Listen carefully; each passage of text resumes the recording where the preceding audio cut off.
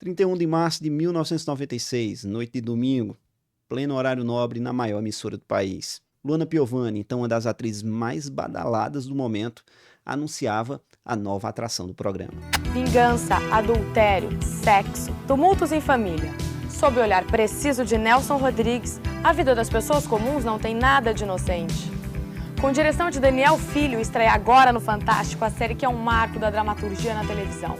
A vida verdadeira, nua e crua. A vida... Eu era só um moleque nesse dia, mas ninguém precisou me dizer como aconteceu. Eu lembro. Aquela abertura, aquele discurso, aquele estilo, ficou tudo tão marcado em minha memória que até hoje é impossível eu ouvir o nome de Nelson Rodrigues sem associar o autor a essa série dentro do Fantástico. A vida como ela é.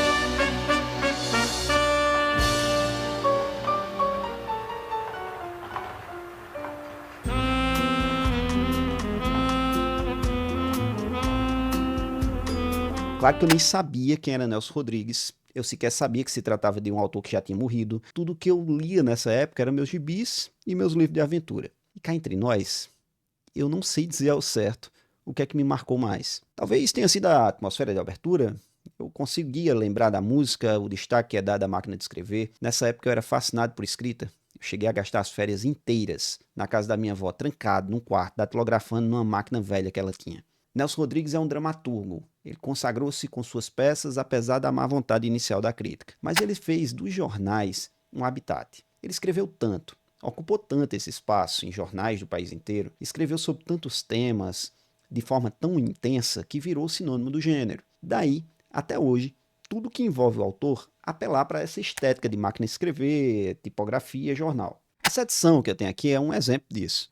A capa tem uns recortes, a escolha da fonte, tudo é para trazer essa imagem do autor. Curiosamente, ou nem tanto, eu não conheço o teatro de Nelson Rodrigues. Tudo que eu li foram crônicas soltas, uma coisa aqui, outra ali, e agora esses contos reunidos nesse livro. Ainda pretendo ler toda a dramaturgia dele e talvez a gente tenha até uma série aqui no canal, vendo peça por peça. Porém, deixa isso para o futuro.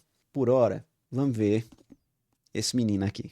Talvez o que tenha me atraído mais não tenha nada a ver com estética, e sim com a temática. O apelo invariável de todos os episódios era sexual. Dá pra ver isso na fala da apresentadora. Adultério, sexo. Na trilha sonora, na escolha a dedo de cada um dos contos adaptados. E você pensa que isso muda no tratamento editorial do texto? Vê só o texto que pensaram para colocar na quarta capa. A vida como ela é. É um tratado de traídos. Todo mundo adora a história de homem traído por mulher. Durante 10 anos, dia após dia, o leitor tomava conhecimento do adultério do dia. A única coisa que realmente não morre como história é o adultério. Seja até um adultério de galinheiro, de galinhas e etc. Faz um sucesso incrível. Daqui a 2 milhões de anos, o traído fará o mesmo sucesso. É evidentemente uma tentativa de puxar o leitor por esse conteúdo, para pescar ele pela curiosidade picante em tudo que envolve esse tema. Cá entre nós, ele está errado? Pior que não. A gente não pode nem reclamar porque esse tratamento, tanto editorial como da série televisiva, é uma prova que fala por si. Dá aquela puxada, aquela pelada e pronto, tem o primeiro passo para o sucesso. Machado de Assis, o maior escritor brasileiro, eu não canso de falar isso, usou e abusou desse recurso. Tanto que até hoje, quem começa a ler suas histórias logo se depara com a recorrência do chifre. E outros clássicos, muitos deles bem maiores do que Machado, também usam disso. Até a primeira grande narrativa ocidental, a Ilíada, recorre ao adultério. É por causa de uma pulada de cerca de Helena que temos o estopim para a Guerra de Troia. Do you love her? Father, you are a great king because you love all of Troy. That is the way I love Helen. I want her back. Will you go to war with me, brother?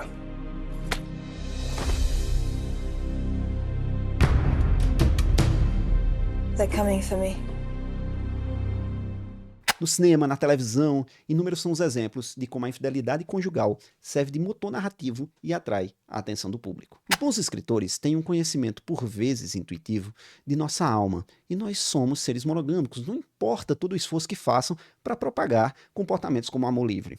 Relacionamentos abertos são e continuarão sendo uma exceção. O sentimento de posse, a consequente dor da traição, são inevitáveis. Adultério é tema de fofoca no salão, na barbearia, no bar, na boate, na praça, onde for. Chifre atrai e fascina. De fato, isso aqui é recheado de casos picantemente elaborados. Nelson tinha um certo talento para tratar desse tema, contudo, engana-se quem acha que a gente pode resumir a isso os 100 contos aqui reunidos.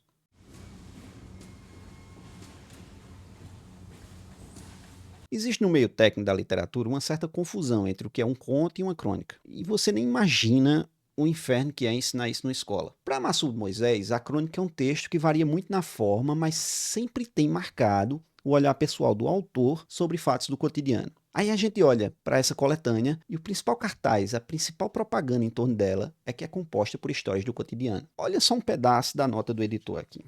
Sob as manchetes, o leitor encontrava pela primeira vez em letra de forma ciúme e obsessão, dilemas morais, inveja, desejos desgovernados, adultério e sexo. Diagramados estavam ali o céu e o inferno das tradicionais famílias dos subúrbios cariocas afrontadas pela emergente classe média de Copacabana.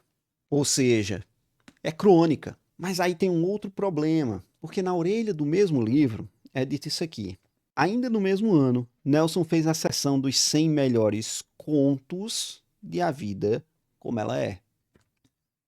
Olha a confusão desse negócio. Se a gente pega o mesmo Massudo Moisés que usou para definir crônica, ele vai definir o conto como esse texto que tem um núcleo dramático único, uma só ação, uma só célula dramática. E nesse ponto, tá ok. A gente também entende que aqui a gente tem conto. Mesmo assim, pesa mais para a crônica. Afinal, tá aqui o elemento do cotidiano compondo e vendendo o texto. Esse imbróglio começou à época da primeira compilação desse material, quando a então editora resolveu chamar de conto. Mas convenhamos, na prática, pouco importa. Por isso vamos chamar de conto, de crônica, o que for. O importante é partirmos para o que interessa, a leitura.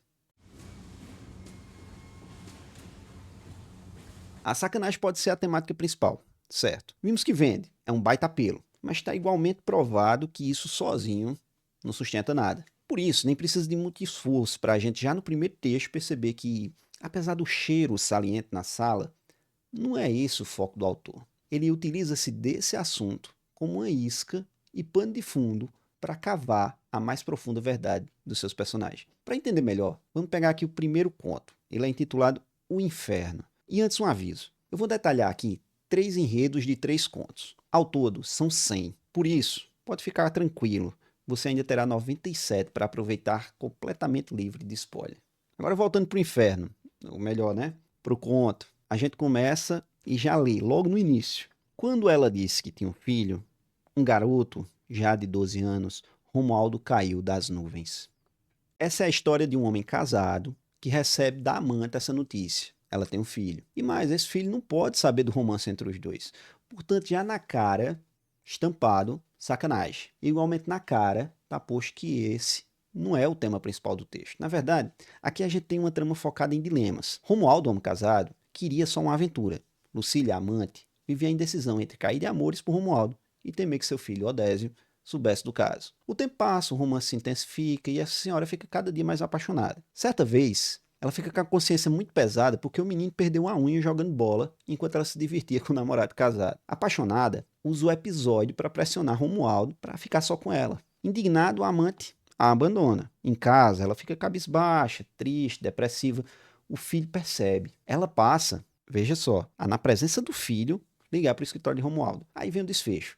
O moleque Odésio ouve falar que não se nega pedido a quem vai morrer. Certa vez na rua, o garoto ouviu dizer que não se nega nada a quem está morrendo, a quem vai morrer. O último pedido de alguém, justamente por esse seu último, é alguma coisa de terrível e sagrado, que cumpre obedecer sob pena de maldições tremendas. Então afirmou: ele volta, mamãe. Volta sim, juro por Deus. Na ocasião, Lucília está muito mal e o leitor pode até imaginar que é nela que Odésio está pensando. Afinal, a mãe está em uma depressão profunda e a gente pode interpretar esse desejo dela por Romualdo como esse último desejo de uma moribunda. A surpresa vem na página seguinte, quando Odésio vê Romualdo no ponto de ônibus e apresenta-se como filho de Lucília. Volta para minha mãe é meu último pedido. Romualdo não entendeu, ou só entendeu quando o menino se atirou debaixo de um ônibus que passava a toda velocidade. A morte foi instantânea.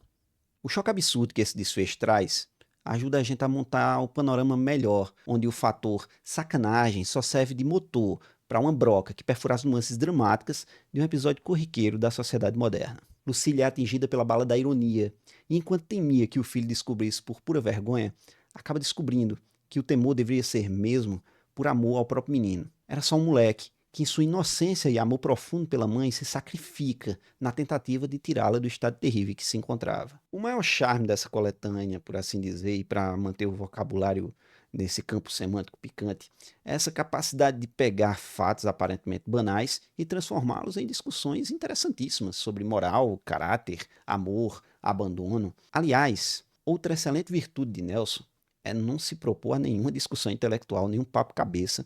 A narrativa dele é ágil, como deve ser o texto de jornal. Ele traz para as páginas a mesma dinamicidade que está habituado a levar para os palcos. Tanto é que a gente vai rever a adaptação feita pela TV Globo e nota a naturalidade com que o texto dele vai parar na tela. Estão lá transpostas iguaizinhas frases, falas, diálogos inteiros.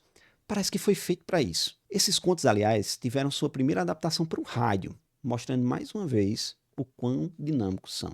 Depois desse surpreendente conto inicial, vem outros igualmente avassaladores. Temos, por exemplo, a história de um pai de família que abusa da empregada adolescente e joga a culpa nas costas do próprio filho. O caçula é obrigado a casar com a moça e mais tarde descobre tudo.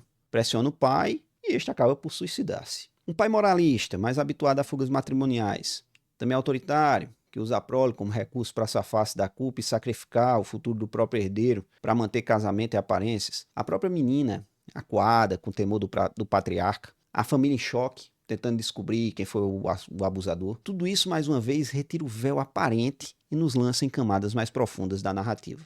Há também a história do rapazote que insiste em esconder a mão esquerda da namorada. Suspeitando que ele é casado, a moça pressiona para ver o que ele esconde e a resposta é sempre negativa. Depois de ver-se abandonado, aceita a insistência e finalmente revela o mistério. Aida espiou maravilhada, nenhuma aliança.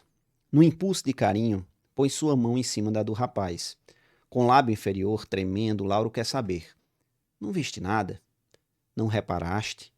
A garota não entende. O quê? Lauro completou. Conta os dedos. 6. E continua num soluço estrangulado. Eu sou o homem dos 6 dedos. Na primeira história, somos surpreendidos com espanto. Odés sacrificou-se pela mãe. Nesta, somos igualmente surpreendidos, mas é com riso. É algo tão banal, ridículo, o motivo para o personagem esconder a mão, que nós, leitores, nos perguntamos sobre a real necessidade disso. É cômico, achamos uma bobagem. A própria Aida sequer percebe a existência desse 6º dedo. Mas aí, como ouvindo a voz de um oráculo, o namorado chama a atenção para a anomalia e, tentando evitar o pior, atrai a desgraça sobre si. Esse não é o último desfecho, ainda tem uma outra reviravolta nessa história. Assim acontece com outros contos da obra também, e em todas elas temos esse estilo de desfecho impactante. Algumas vezes não tão efetivos, é verdade, mas na maioria dos casos são bem interessantes. Esse é outro aspecto valioso dessa coletânea. Os contos aqui reunidos, eles são literatura de entretenimento em sua essência, feito para fidelizar o leitor e vender jornal. Daí a escrita dinâmica e essa tendência para reviravoltas impactantes. São histórias deliciosas, interessantes, personagens cativantes que te sugam com voracidade para a próxima página. Não há descrições extensas, nenhum papo psicologizante, nenhuma discussão filosófica, narrativa pura e simples, sem floreio. Além disso, cada história tem um tamanho suficiente para ser apreciada em minutos. Na fila do ônibus, enquanto espera o lanche, no balcão tomando um café. Dá para levar esse livro na bolsa e sacar em toda oportunidade com a tranquilidade de saber que não precisará cortar a leitura. Definitivamente, esse livro deve fazer parte da sua lista de leitura de autores nacionais. Como dito, ainda pretendo ler o teatro do autor, as crônicas, os romances, mas por hora eu não vejo qualquer motivo para evitar essa obra. Ela é simples sem ser simplista, profunda sem ser chata. O único problema é que é pesado demais. Fisicamente, claro. Fica difícil carregar na bolsa para ter sempre do lado na hora que a gente precisar.